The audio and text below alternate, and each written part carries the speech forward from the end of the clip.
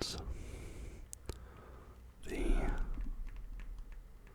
Black Mirror, so to speak. And I've been thinking a lot about how much I use this. So I don't particularly know what it was that triggered this thought in me. I think it's because recently I've been watching some older films, like pre-1990s films, and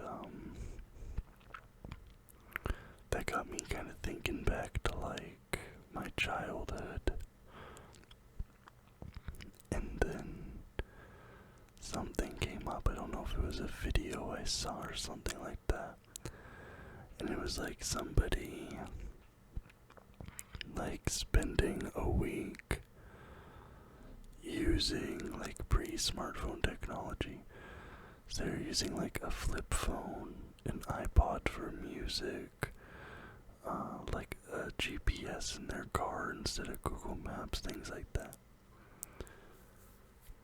And then that kind of coincided with two sort of life events for me. The first one is there was this one day,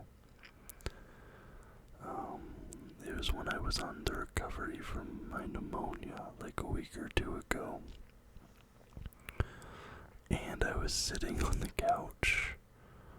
I think I was home alone at the time. I was sitting on the couch. I had a TV show on the TV.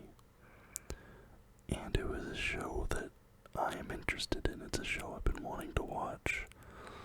But I realized like I had my phone out.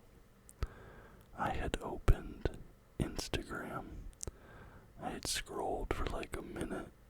I closed out of Instagram. Then I immediately reopened it, refreshed, and did it again. And then I realized that I did the exact same thing to Twitter like twice. All while the TV show is still playing, and I've missed like 10 minutes of this show that I actually was really wanting to watch. And I was kind of sitting there and I'm like, man, why is that? And actually, so there was a third thing. There was a time, like a few weeks ago, my fiance and I went shopping, doing the groceries, and I had left my phone in the car. We weren't just doing the groceries, we were doing a few other things at the shopping center. So I didn't have my phone for like 2 hours. And I realized like how sort of naked I felt. I was like, man, like I can't, what if I'm getting a text, what if I'm getting a message?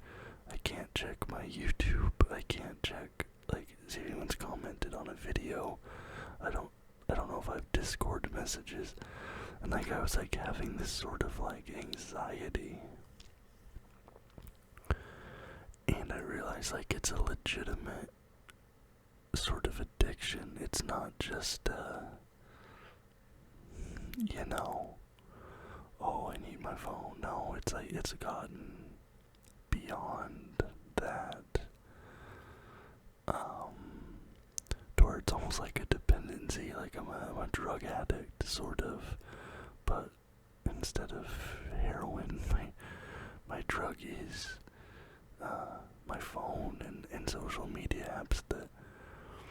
And the weird thing is, like, outside of this YouTube channel where I post videos 5 times a week, I am not active on social media. I post on Instagram maybe 2 or 3 times a year. I never post on Twitter. I posted on TikTok for a little bit, and then I stopped, and I haven't for like 8 months now. And it's just me like scrolling and looking at stuff, and I realized there was one day, I think it said like I had spent 2 hours of that day on TikTok. And I was just like, man, what am I doing? Like, I'm not gaining anything from this. I'm not like, if I had taken that 2 hours that I scrolled TikTok and put that towards studying Japanese more, because to keep myself fully accountable, my Japanese studies have gotten lax recently. I was like, well, think of how much further along I could be, or if I spent that 2 hours editing a video or creating something for future YouTube videos, it literally was a waste of what little time I have on this planet, right?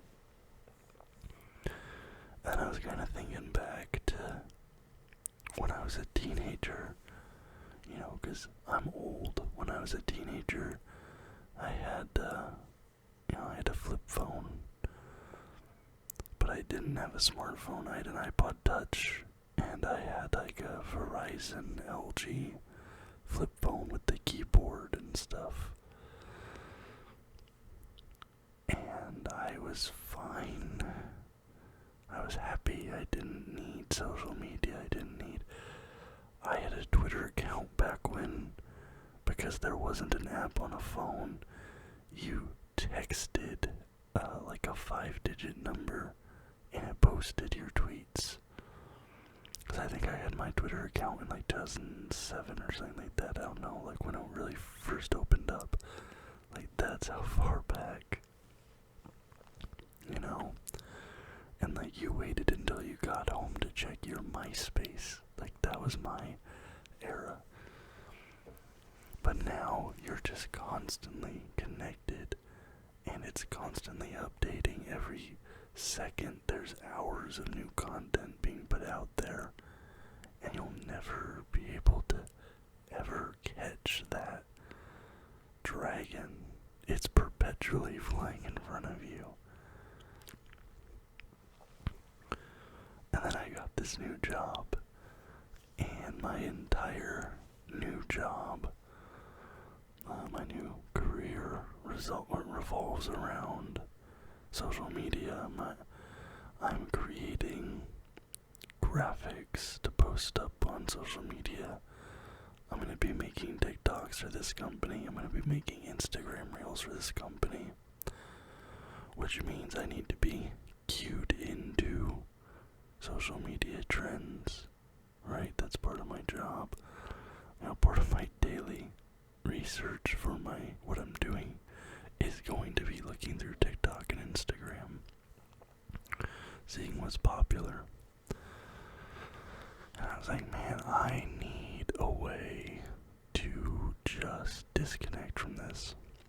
And I was talking to my fiance a little bit, because she runs an online business, and she's been sort of thinking similarly as me, suffering from the same stuff. She's like, because she has to sell her services online and all that, she's constantly in Facebook groups. She has a Discord server for her clients. She has all this stuff. She has like mailing lists that she sends stuff out to, and she has a website she manages. It's all very official. And she was like, she can't turn it off like the minute, because she has her set work hours. It's an online business. She's like, no, I'm sitting there on my laptop working from this time to this time. But because you have this in your pocket, getting push notifications, okay, it's after work hours, but a client just sent an email asking a question, or somebody's inquiring about this product that they might want to buy. And she can't help herself because now she knows it's there. Whereas, like, if she worked in an office or something, instead of being a online personal business, she wouldn't even know that that happened until she came in the next day. But now the notification's just sitting there, so she goes right back into work mode, even if it's like, oh,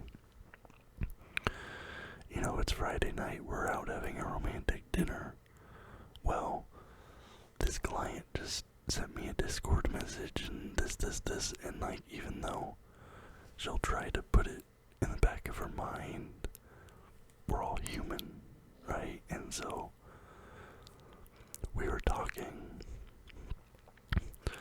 and I'm a little bit late to this trend, because apparently this trended, funnily enough, on TikTok about a year or two ago. But apparently, in Japan and Korea, flip phones, or what some people are calling dumb phones, are still quite popular, even amongst like young people. And it's like this whole sort of culture, like pop culture, clicky thing, kawaii, cute phone culture, where you get a flip phone, you put stickers on it, you get the little charms that hang off of it, all that stuff. So they still sell them, and there's a few brands. Sharp Aquis is one, as well as Kyocera in Japan, and then in Korea, Samsung most recently made. It's called the Samsung Flipper 2 or the Folder 2. And for me, these phones are kind of the middle ground that I think I need in my life, as I've been looking heavily at the Samsung, and it still has Android, but it's a old school, like, flip phone T9 keyboard. It has WhatsApp, which is important, because out here, outside of the United States, nobody uses SMS, it's all WhatsApp. You can still put Google Maps on it, it's just gonna be on a little flip phone screen. I can put Spotify on it, so I still have my music. And I can have Discord, so I have some friends that I literally only talk to through Discord. But I'm not gonna be able to have like TikTok on it. It's just not gonna be good for that. It technically has Instagram, but you're gonna be literally on a flip phone with a T9 keyboard. So it's like, it's not convenient or easy to use. So if I go into it just to post a picture or pictures, which I do from time to time, I'm not gonna be sitting there watching everyone's stories and, you know, looking through reels. And my plan is to take my phone now,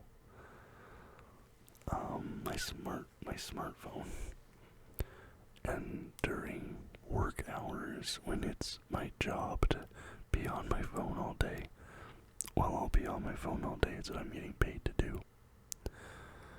But the minute my shift ends, alright, this is turned off, and I'll be using the flip phone.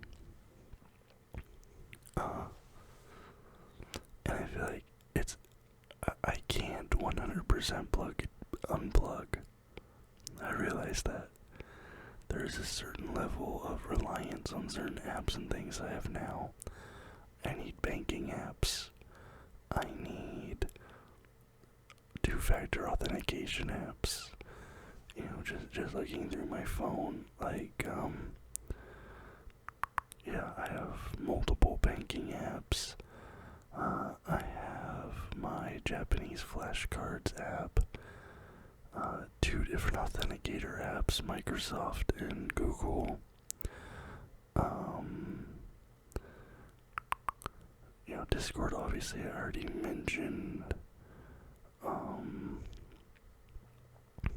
I have my work app, which has like I see my hours and my payslips and all that.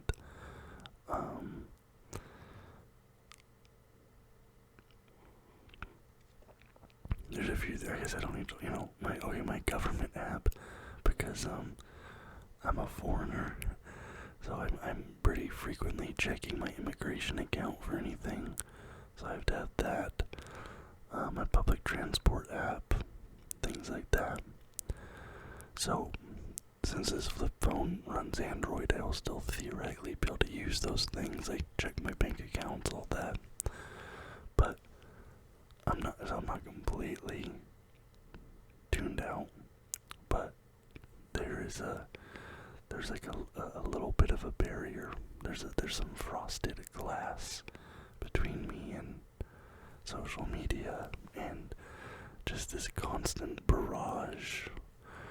Because I don't know if I ever talked about it on this channel, but I deactivated my Facebook back in 2016.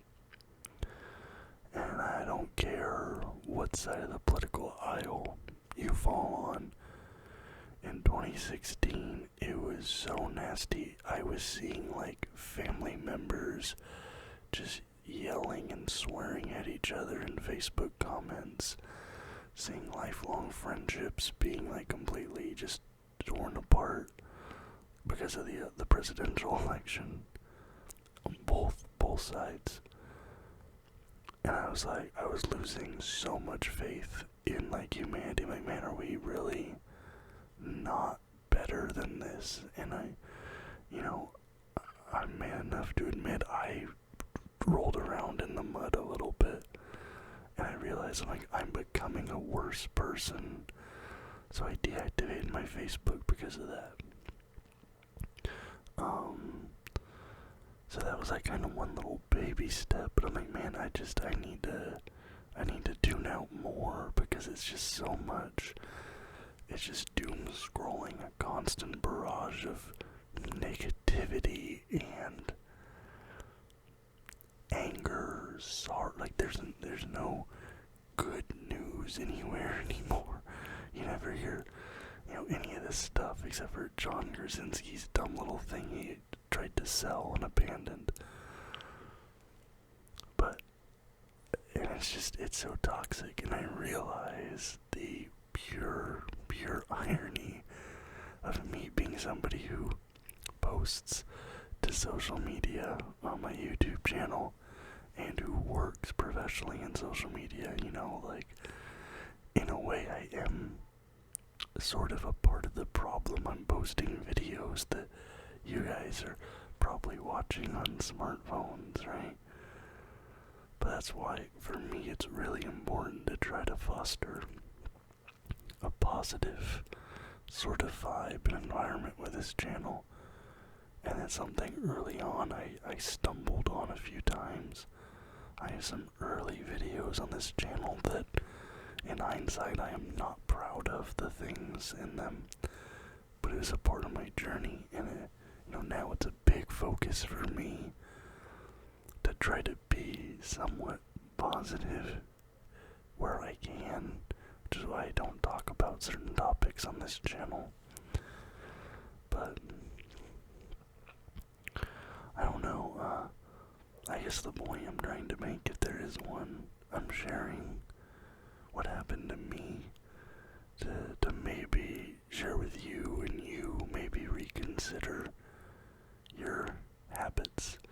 I'm not saying you have to go and throw away your iPhone, because that's ridiculous. For so many people, it's impossible to get through your day without it now. Like, some people, this is their, tap on my debit card or credit card. Oh, I have to get on the train, the bus. And, for some people, the key to their apartment building is their phone nowadays, or even their car with certain cars, right?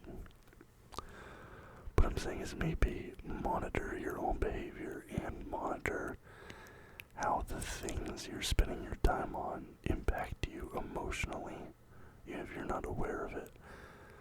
Like I said, I've recognized that there was a period of time where social media, particularly Facebook, was making me a worse person, unequivocally. And think sometimes you had a long day at work. All day it's been just one thing after the other, and you want to just sit down and do nothing, and I understand that. I had that day today. Earlier today, it was just one thing after the other. Super stressed out all day. We had this plan to cook this nice dinner. I ended up ordering pizza because I don't even want to look at the oven. So I get that. But, I don't know, just maybe reflect, what changes can you make? What could you do differently? I'm not saying go out and buy a Korean flip phone like I'm doing. But I think given my circumstances and the amount that, I don't want to use the word forced, but because of my work and because of this YouTube channel, I am front and center of social media all day, every day. I do need to force myself to put that layer there, to put up that little piece of glass so I can still see it a little bit, but it's out of focus. And maybe for you that is the answer. Maybe something in between, but I don't know, just a bit of a ramble. Maybe I thought maybe this could help somebody. This sort of stream I've been on. I haven't ordered the phone yet, but I'm planning on ordering it probably in 2 weeks. I just have some bills going through take care of first, but after that I might buy. They're about $150 on eBay, so it's not too bad. But when I do get that coming in, I'll make a video showing the phone and setting it up and all that, and maybe comparing and contrasting it with a modern standard smartphone. But anyway, guys, I do hope you enjoyed the video. If you did, please leave a thumbs up and subscribe to the channel for more content just like this almost every single day. Until next time, guys. Bye bye.